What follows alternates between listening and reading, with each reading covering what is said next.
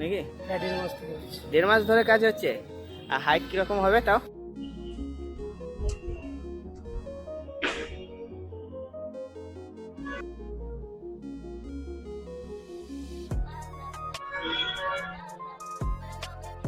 এটা কিন্তু মণ্ডপের পিছনের দিকটা, থিমের পিছনের দিকটা। Audio Jungle.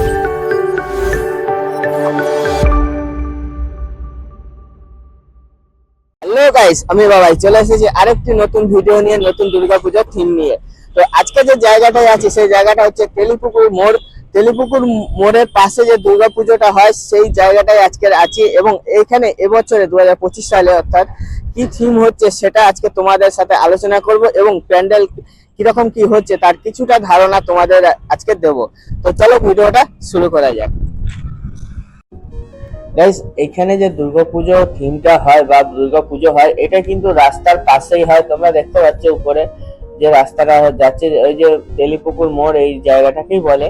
এই তেলিপুকুর মোড় দিয়ে সামনে দিয়ে আসলেই তোমরা পেয়ে যাবে পুজোর থিমটা। দেখো, দেখতে পাচ্ছ পুরো সামনে দিয়ে আসলে।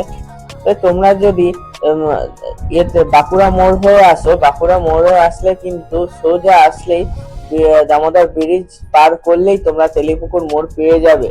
তেলিপুকুর মোড় পেয়ে গেলে ওইখানেই তোমরা দেখতে পাবে এই পুজোর মণ্ডপটি।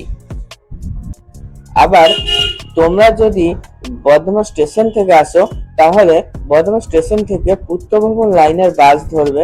পুত্রভবন লাইনের বাস ধরলেই তোমরা কিন্তু এই তেলিপুকুর মোড়ের সামনে পৌঁছে যাবে। তেলিপুকুর মোড়ের পাশেই আছে কিন্তু এই পূজা মণ্ডপটি, যেটা তোমাদের দেখিয়ে দিলাম। তো তোমাদের বেশি হাঁটতে হবে না, বাস থেকে নেমেই তোমরা কিন্তু এই মণ্ডপটি পেয়ে যাবে। খুবই সুন্দর একটি পুজোর থিম হচ্ছে।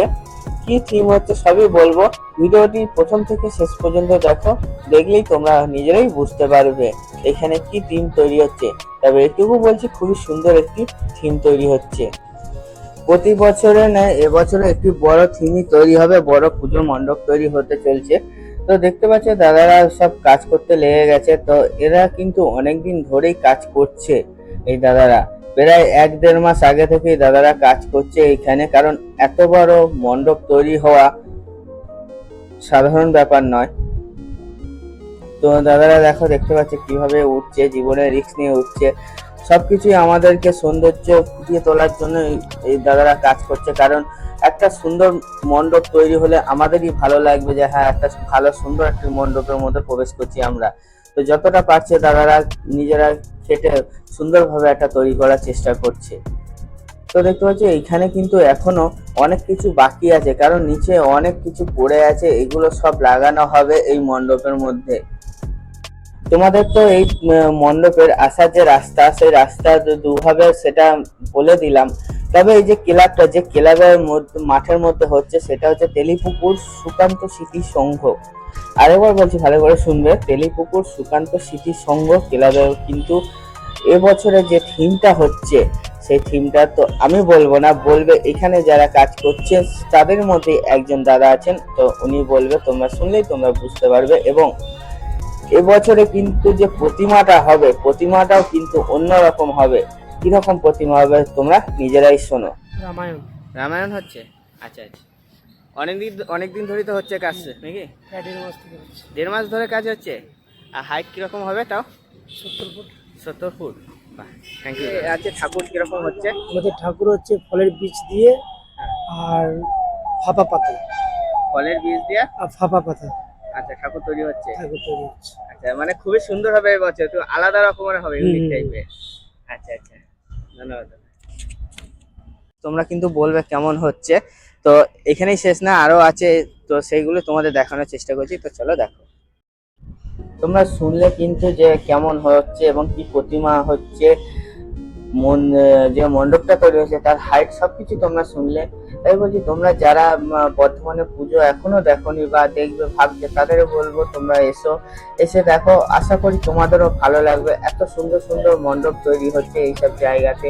তো আরো অনেক জায়গা আছে, আমার যারা দেখোনি তারা আমার আগের ভিডিওগুলো দেখলেই বুঝতে পারবে। আমি ডেসক্রিপশনে দিয়ে দেবো, আগের ভিডিও লিঙ্কগুলো দিয়ে দেবো। তোমরা চাইলে ওইটা ডেসক্রিপশন চেক করেও তোমরা দেখতে পারো। এই যে দেখতে পাচ্ছ কত কঞ্চি পড়ে আছে এবং বাঁশগুলো কিরকম ভাবে বাঁধা আছে। সত্যি দাদারা অনেক কষ্ট করে এইসব করছে, কারণ এত সুন্দর একটি মণ্ডপ তৈরি হবে, রামায়ণ তৈরি হচ্ছে, সব থেকে যেটা বড় কথা রামায়ণ তৈরি হচ্ছে আজকে 2025 সালে এই তেলিপুকুরের পাশেই তৈরি হচ্ছে একটি রামায়ণ। তো কত সুন্দর লাগবে তোমরা নিজেরাই কল্পনা করো। তো এই মণ্ডপটা যদি ভালোভাবে তৈরি হয়ে যায়, পুরোপুরি তৈরি হয়ে গেলে কত সুন্দর দেখতে লাগবে। তো দেখো ভিতরটা তোমার ঢুকছি না, কারণ দাদারা কাজ করছে, ওদের ডিস্টার্ব করাটাও ঠিক না। তো সাইড গুলো দিয়ে যতটা পারছি তোমাদের দেখানোর চেষ্টা করছি। গাইস এই মণ্ডপের যে হাইটটা তো তোমরা শুনলে 70 ফুটের কাছাকাছি হাইট হবে, কিন্তু এই মণ্ডপের হাইটটা এখনো অনেকটাই বাকি আছে মণ্ডপটা তৈরি করতে। এইটা সবে শুরু হয়েছে, বলতে পারো 25% পর্যন্ত হয়েছে, এখনো অনেকটাই 75% মতো কাছাকাছি বাকি আছে। কারণ এই যে প্যান্ডেলের অবস্থা, থিমের অবস্থাটা দেখেই বোঝা যায় এখনো অনেকটাই বাকি আছে। তো দাদারা খেটে খুঁটে পুজোর মধ্যেই তৈরি করবে আশা করি, কারণ পুজোতে তো এটা চালু হয়ে যাবে, পুজো দেখতে হবে, ঠাকুরের দর্শন করতে হবে।